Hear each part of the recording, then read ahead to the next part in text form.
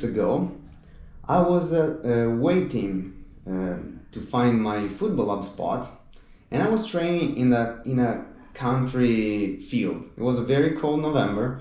I was waiting to find that space. And on that field, another team of young players, young girls, they were training. And as I was going in, a lady approached me. I didn't know her, but she knew me somehow.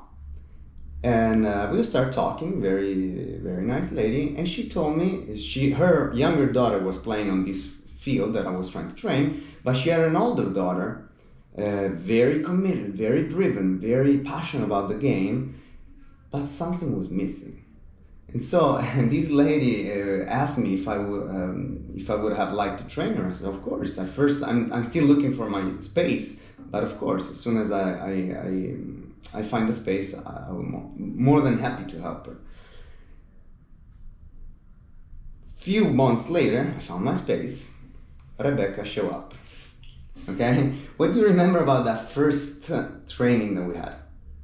Well, I remember I was kind of nervous at the beginning because I didn't know who you were. My mother was the one who met you first, and it was just that mutual kind of connection. So I was like, oh, I don't know how he's gonna be, but as soon as I started training, I was like, oh yes, he definitely knows what he's doing. I'm definitely gonna gain a lot out of this.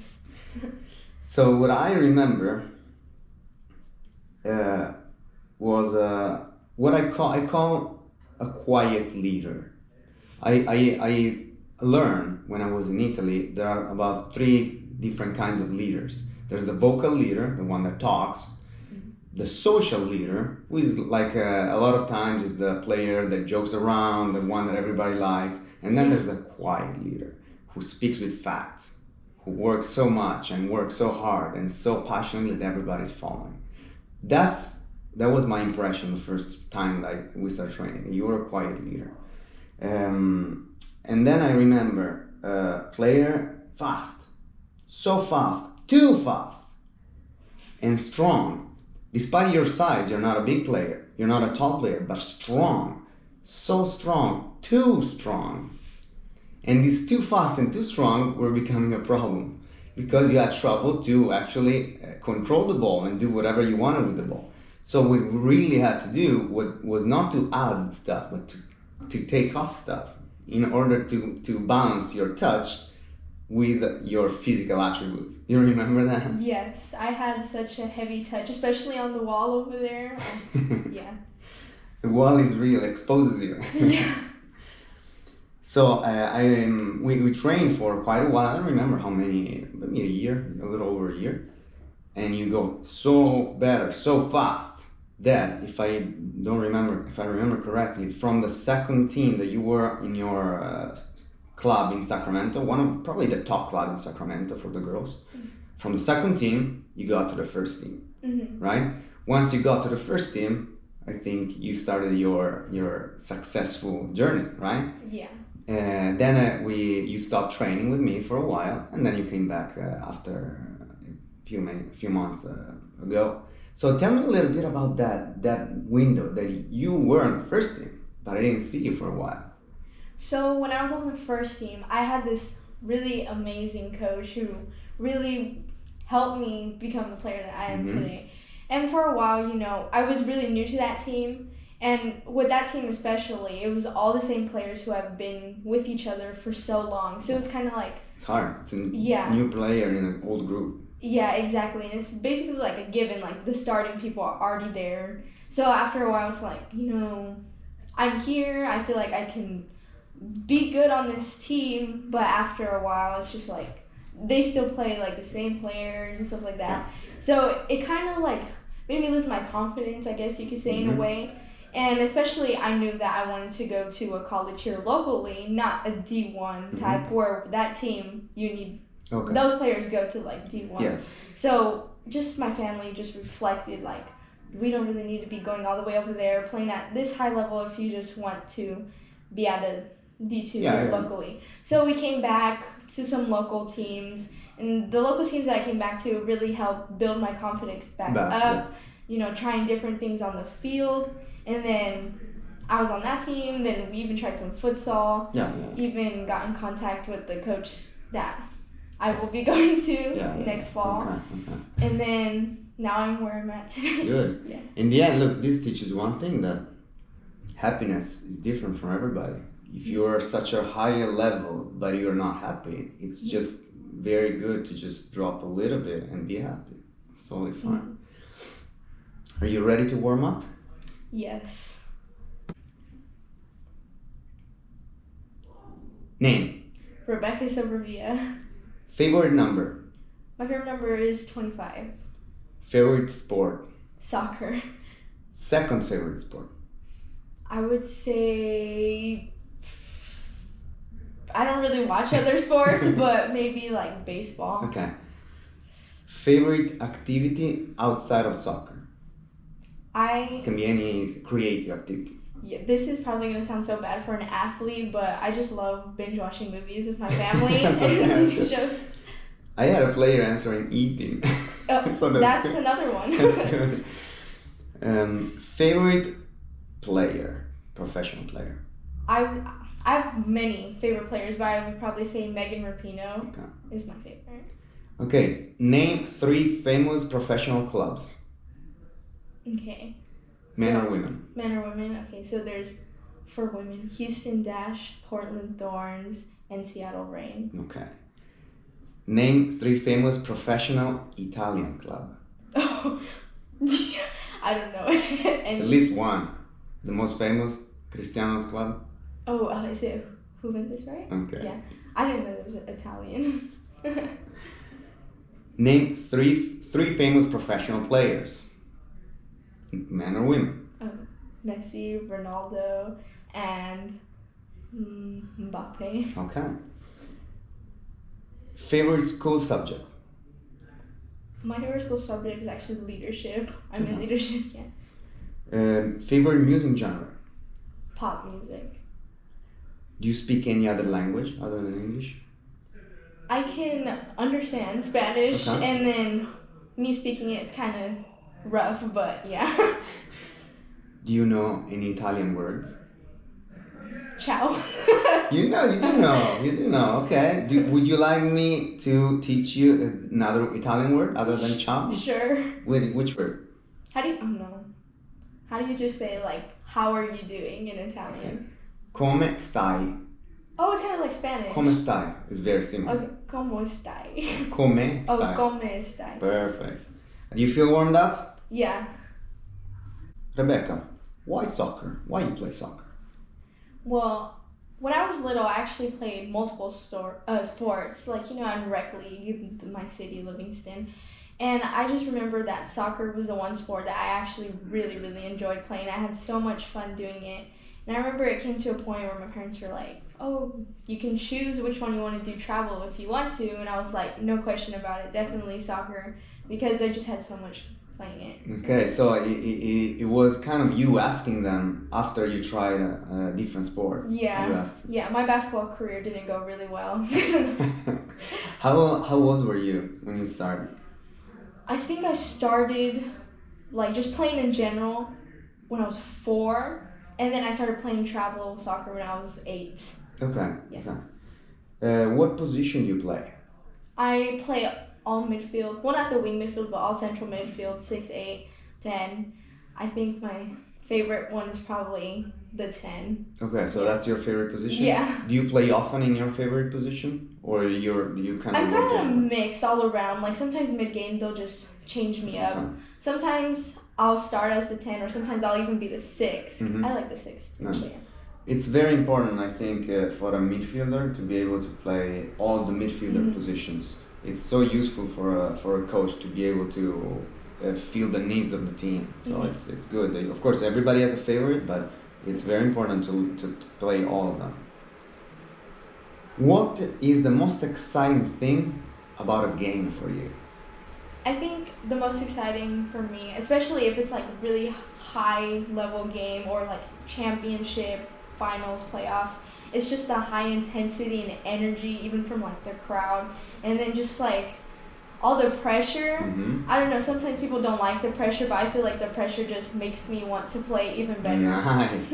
Yeah. That's so nice. Yeah, some players, unluckily, in Italy we call them Thursday's players because they're amazing in the scrimmage of the Thursday night, but then under pressure in the game they crumble. They can't make right decision. So it's fuel for you, the pressure. Yeah, even like sometimes even if I know someone's gonna come watch me, that I know like I invited them to come watch, then it just gives me that extra like, oh, I need to do good, like nice to show. Yeah. How much winning influence how you feel about your own performance? Let me explain.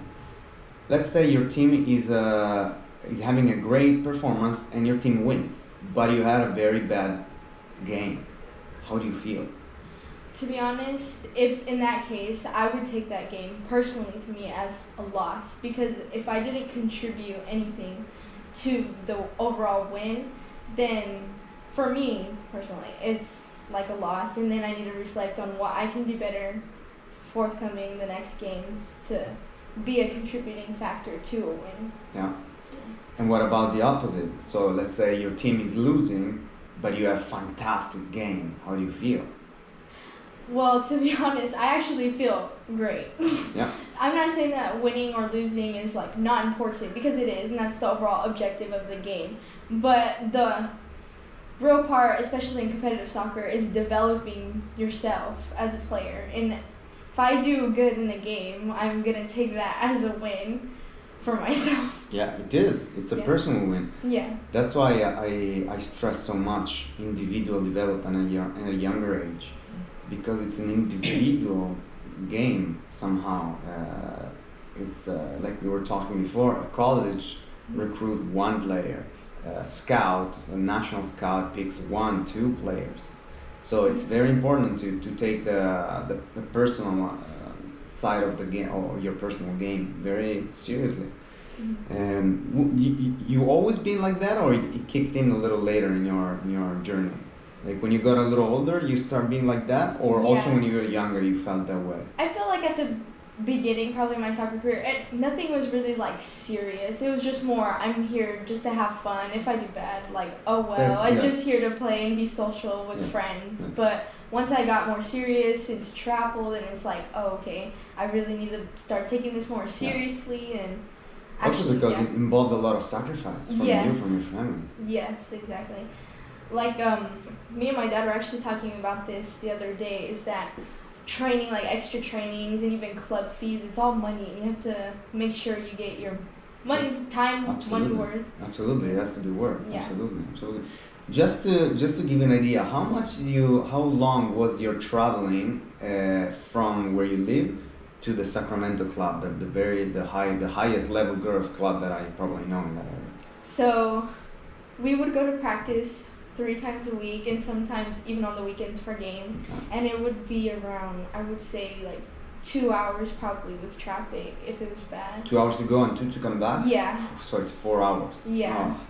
3-4 times a week. And remember, the home games were there. Yeah. The away games, they were probably farther, right? Yes, I think we had one game out of the whole time I was there that was actually close in Turlock. It was a state cup game, and I was like, oh my god, like this is a home game for me. Yeah, it's a home game, exactly. So yeah, you have to make your money and your time and your sacrifice worth at one point. How do you stay motivated during the days you just don't want to train?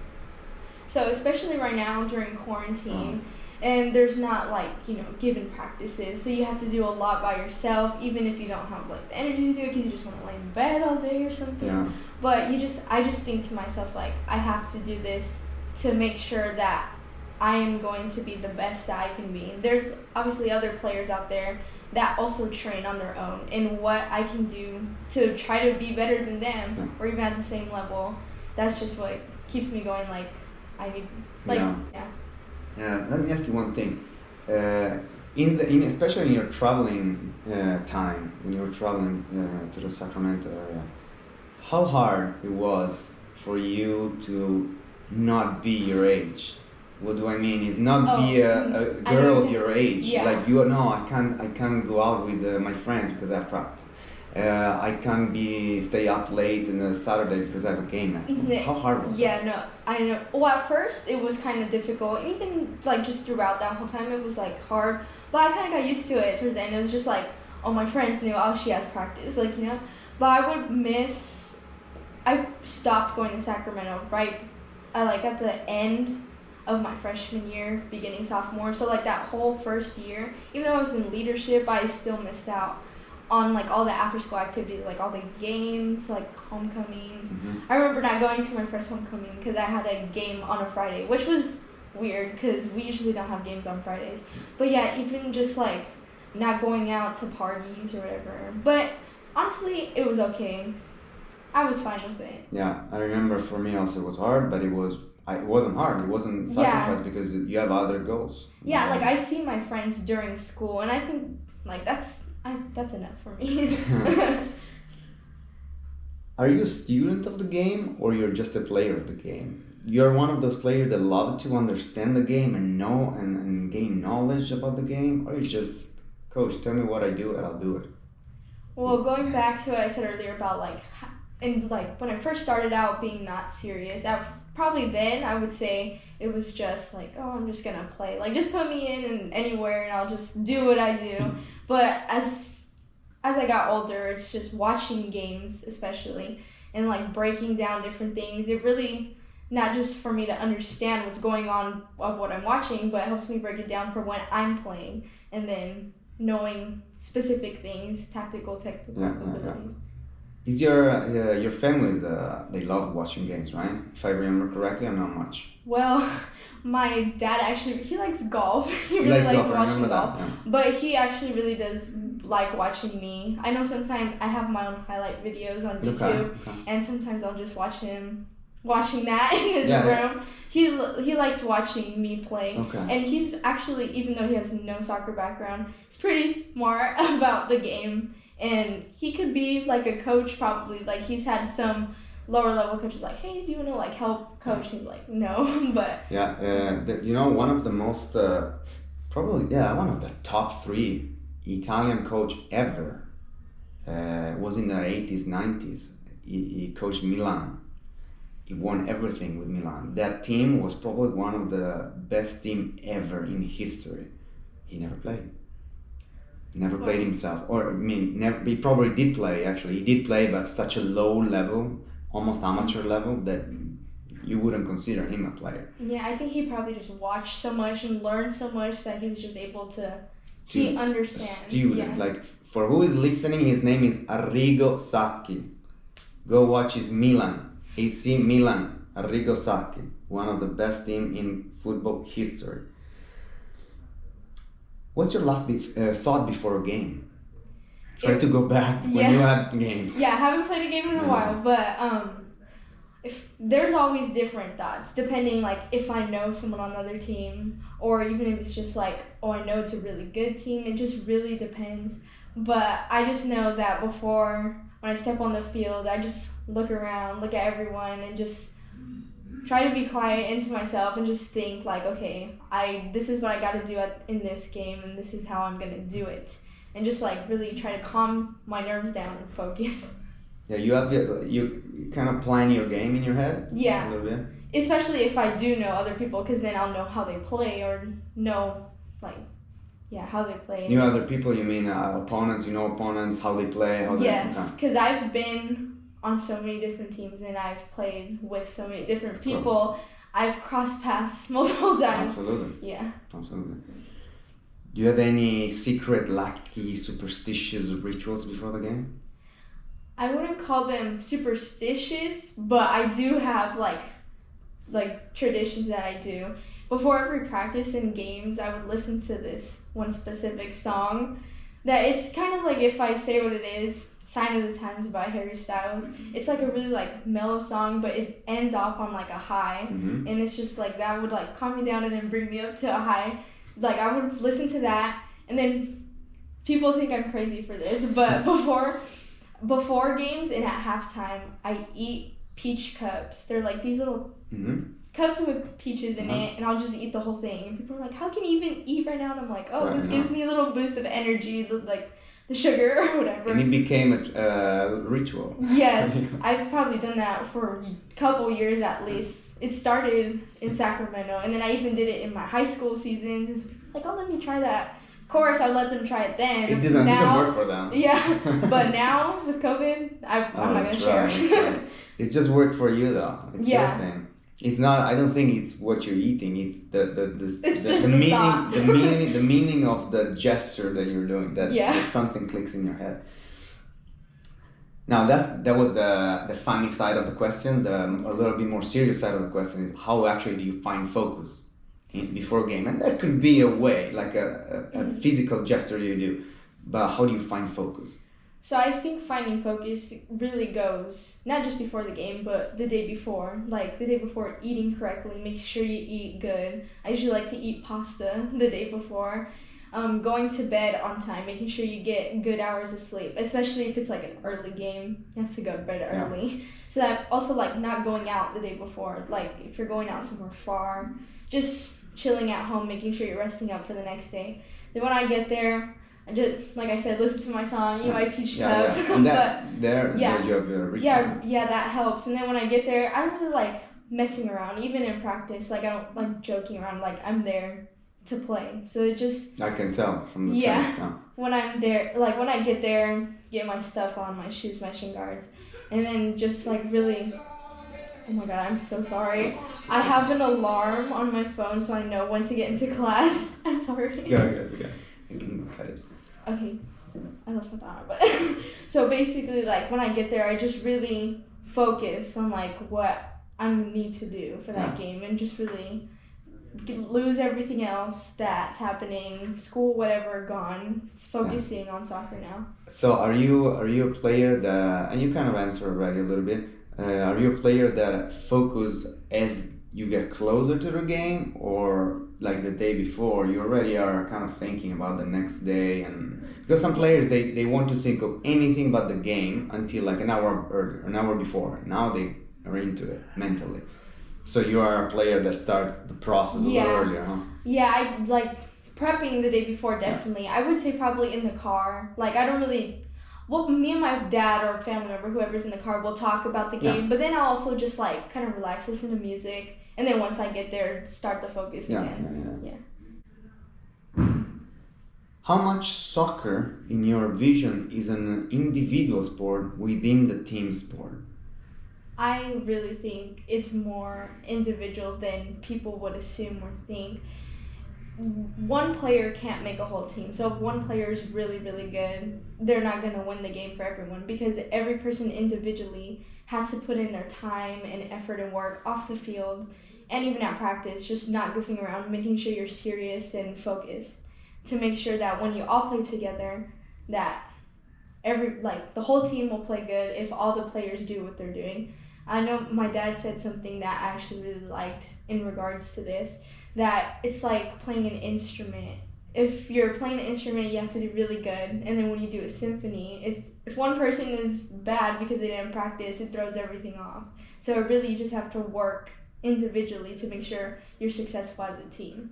It's really interesting you mentioned this, because I don't know if your dad read this, but you know that coach that I mentioned before, Arrigo Sacchi, used to have the same example. Oh, really? He called it an orchestra. Yeah, my dad has no idea what that is. So it's he used to say in the interviews and when explaining his ideas and his system that a team is like an orchestra. If every instrument, they're not just playing at the same time on their own. They have to play together at the same time with the right notes. But first thing, everybody has to play well, their own instrument. Otherwise, the music is not perfect. Yeah. In order to have a perfect music, everybody has to play a perfect instrument tune. You know, that's interesting. That tells me your dad has some knowledge. What are you learning from soccer? What soccer is teaching you in life, though, off the field? Yeah, so like I said before, I've been on so many different teams. I think this is my 9th team that I'm currently on, and especially with like the bigger clubs, I think I went in and out of like 3 different teams, played with a lot of different players, and I think it's just taught me to like be able to interact with different people, different personalities, know how to just like be social with them. Like I am one of the quietest ones wherever you put me. I am quiet, but I'm not afraid to go to different places. Mm-hmm. I'm just there to like, play. Yeah. But this can relate to like real life because you can just put me in any situation. Yes, I'll be a little quieter, but I won't be uncomfortable. It's a fantastic ability, skill to have. I'm similar, very similar. Mm-hmm. I'm very easy adjustable. You can adapt to anything. Yeah. And then you put that quality on the field. Oh, it's really important. Mm-hmm. You can adapt to any situation, and in life, you can adapt to any situation. So nurture that. Yeah. That is so important, like you said, in life. Yeah, because I feel like some people in the soccer aspect, but maybe in real life too, not sure how they are. But if they're new to some team because they've been around certain people for such a long time, they won't be comfortable, and then it affects their playing. Yeah, absolutely. Yeah. I agree. And let me reinforce that because right now, actually, I'm training few teammates, several teammates, I would say, of yours. Mm-hmm. And literally everybody, when I told them, oh, I started training Rebecca again, everybody told me, oh, Rebecca is so nice. It's so easy to play with her. Everybody, no matter, and they told me it's so easy. It's so easy. That's the most common answer. That tells me it's easy to play on the field, and it's easy to also deal with. And that's exactly what we're saying because you're able probably to adjust and adapt to the person that you have around. So that's a very, very well, thank you to those who said that. Several, not just one. All of them. All the ones that I trained, they told me that, and they're like 5, 6. So definitely they love you. Tell me one thing that you like, one thing that you hate about the game. What? Okay, this is probably, I don't know if a lot of people don't like this about the game. The only thing I don't like is probably playing in different climates because it really affects like your performance. Like for me, I feel like I do better in the cold compared to the heat. Yeah. Like when I that's just how I am as a person. I prefer like cold over heat, and I just feel like you really have to prepare differently depending on the climate. Like if it's in the heat, you have to like hydrate like crazy. You have to drink, yeah. Yeah. And then if you're in the cold, you have to just make sure you stretch really good because your muscles are going to get super tight. So I would just say probably like the climate. Like, Yeah, playing in not the climate that you don't like. Different weathers, rain, whatever. Something I really like going back to being like adaptable is just really socializing with different people because I've learned so much from different people, teammates, coaches, being able to take that experience and bringing it to another team and just like keeping that as something I can learn for my own game. You can get rich from everybody. Yeah. Steal a little bit. One thing that you love and one thing that you hate about training itself. I would say training again with like the climate. The climate. Yeah, if it's like really hot day and you need to train, it sucks. Yeah. Like going, especially like running. Oh yeah, probably that. Yeah. And then what I love training is that especially if you're doing it on your own, you get to create what you want to do and work on specific areas that you need to work on compared to if you're just going to practice and it's like given set and stuff. So I like that, like the flexibility part of that. Yeah, you have to be very self-aware for that though. Because if you're not self-aware or honest with yourself, you can recognize, okay, I'm lacking in this area. Mm-hmm. It's hard to do it. Yeah. So you have to be really self-aware. What was the highest point of your young career and what was your lowest point of your career? I can start off by saying I think the lowest point of my career, like I mentioned earlier, was getting to the highest team, the ECNL team in Sacramento. That was definitely like at first like great, like I got to where I wanted to be. But then when I said like, they already have kind of like a set team. You lost the confidence a little bit, you said. Yeah, so that was probably like one of the lowest points, just losing confidence. I would say probably one of the highest is committing to go play in college because ultimately that was my goal. Yeah.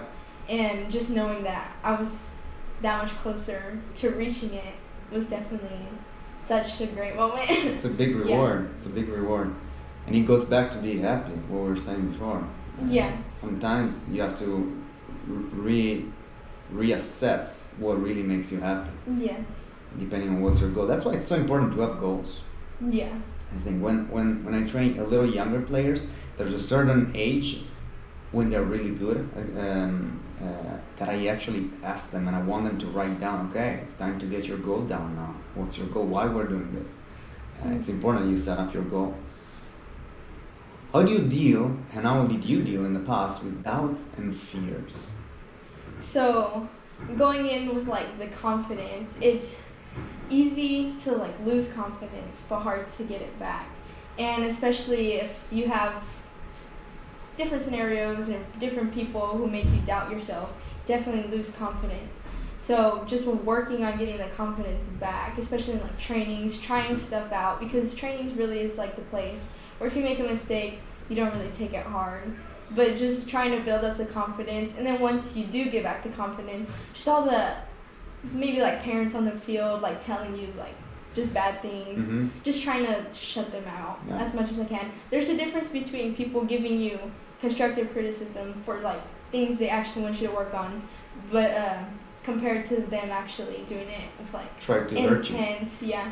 So just taking the feedback of those who really do mean it, and the ones who I know like this isn't it, just like block kind of them out. Yeah, absolutely. One battle that I've been fighting these years is trying to having not just parents, honestly, also coaches and players especially understand that confidence doesn't come from winning or losing. No. Confidence is something that is coming from your ability to be sure, to be sure of your skill, of your abilities, personal abilities, and be absolutely comfortable with those. So more your skills and more security you have in your own ability, and more your confidence goes up. Even if, like you said, other people start talking not good, it doesn't matter because you know what you're capable of. And it's something else. I think a lot of times confidence is very confused with, oh, we need confidence, we need to win. No. Because like we said earlier, if you play bad, you still win. Exactly. It doesn't really make a contributing factor to how you actually play. It's a mental state, I think, confidence. Okay, what's a story? It can be a soccer story, it can be any story that influenced your career as a player. So that you hear or you read or you came across this story and something really clicked in your head. I wouldn't necessarily say it's story, but I remember when I really got serious and started making goals was actually in middle school. I think I was going into my 7th grade year when it was the 2015 World Cup, and just watching like the women's national team just made me realize, oh my god, like that looks so fun. Especially like at that point I was like, oh my god, they like won the whole thing, they just keep winning, like the chemistry they just have with each other is just like, that looks so fun, and I just want to like play at a high level, even though like not national level, but just like that's when I realized I wanted to play in college at least. I want a piece of that. I want something like that. Definitely. And they know. I feel the women, they realize I watch not often as a man, I have to say, but I watch the women's play, and I have a feeling that women's, they are more aware what kind of role model they are for the younger players, especially women. Men's, a lot of times they don't. They should more. They don't realize. They should be more aware of how much importance they have in their young life of younger kids. So it's good that just watching that you got inspiration. So we just mentioned here and there. You mentioned here and there about your commitment to college. So tell a little bit, elaborate a little bit more on what's your next chapter now. So I verbally committed last November to CSU Stanislaus here in Turlock, and I'm actually going to sign very soon. And my goal has always been to play college soccer, and now that I'm starting to like transition over into that actually happening, my plans and goals right now is just to make sure that I'm ready for it, getting into the proper college shape, making sure that I'm like physically and mentally ready for it. And then hopefully we actually do get to play. I know. Because of coronavirus. Yeah, I know. Hopefully soon you actually. But I think it would be nice, to like maybe start even as a freshman, just get as much as I can experience-wise. And yeah. I think also it'd be good for you to live that the environment, the atmosphere of that level at that point. Yeah. It's going to be something different that you never experienced before. Now, I never played college because we don't really have that system in Italy, in Europe. But I was lucky to play at a higher level, and the atmosphere is different. So I guess the college would be similar. What do you daydream about it? Where do you see yourself? Try to close your eyes and see, okay, this is what I see for my next chapter. I see myself doing this. I see myself in this situation. Well, I always talk about like this is like a goal. Like if it takes certain steps to get there, but like the ultimate goal is maybe like getting like a first team or something for like the league of college. And of course, with that, I have to like, play well so then I can start and play like a good amount of minutes so then I can even reach that goal. So yes, it takes steps, but that's like one thing that I envision like, oh, that would be super cool to do. That's good. That's important to keep visioning, keep seeing it, keep dreaming it, because if you put the right amount of work, it will happen. Yeah. Train your mind to already live that somehow. It will happen. Rebecca, thank you for your time. Thank you for your attitude. I have to tell you one thing. From the beginning that we start training, and also right now, it's players like you with your mentality, with your attitude, that push me to be a better coach, because I want to put you in trouble. So, and I always try to new ways to challenge you. And the fact that from the very first time we train, it doesn't matter how much struggle you were having, you kept hammering that training and keep going and keep going. Make mistakes, it doesn't matter. I keep going. And the completely openness and trust that you gave me from the very first day definitely showed me that I have to exchange. I have to give you completely trust and believe in you completely, because you were believing in me completely. So I have to thank you for that, for their attitude in every training you had. And I want to celebrate. First, I'm looking forward to know from you as soon as you get to play how is it going. And then I want to celebrate the quiet leaders today, because a lot of times I feel, in the US especially, I feel, in Italy is a little different, but in the US, the leader is celebrated, the vocal leader, the leader that talks, that is loud, and a lot of times I feel that the quiet leaders are underrated. I think facts and action speaks way more than words. Now, is it important to also the vocal part? Absolutely yes. My opinion, it's way more important than the actions. So I want to celebrate that and keep being like you are, because your teammates love you, and that mentality, that attitude will bring you to more and more accomplishments and more knowledge, because it's clearly a mindset that, like you said before, you get enriched from everybody, and that would just make you good in life. It will make you better and better in whatever you want to do in life. So thank you for bringing the quiet leader up and forward. Well, thank you for being such a supportive trainer and having me, coaching me. And thank you for having me. Absolutely. We'll look for the follow-up as soon as you finally start playing. Okay. Thank you.